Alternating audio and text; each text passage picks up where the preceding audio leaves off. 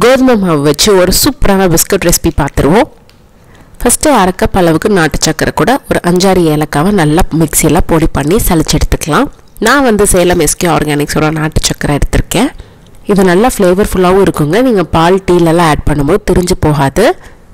இப்போ மிக்சிங் பவுலில் ஒரு அரை கப் நெய் கூட நம்ம பிடிச்சி வச்ச நாட்டு சக்கரை ஏலக்காயை ஆட் பண்ணி நல்லா மிக்ஸ் பண்ணிக்கோங்க.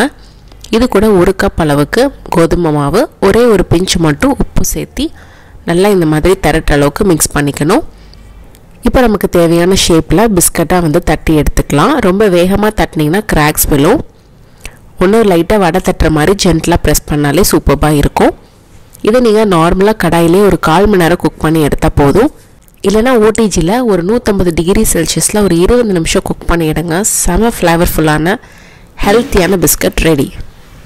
நீங்கள் நம்ம சேனலுக்கு புதுசுனா அக்ஷிதா இளங்கோ சேனலை ஃபாலோ பண்ணிக்கோங்க. பாய்.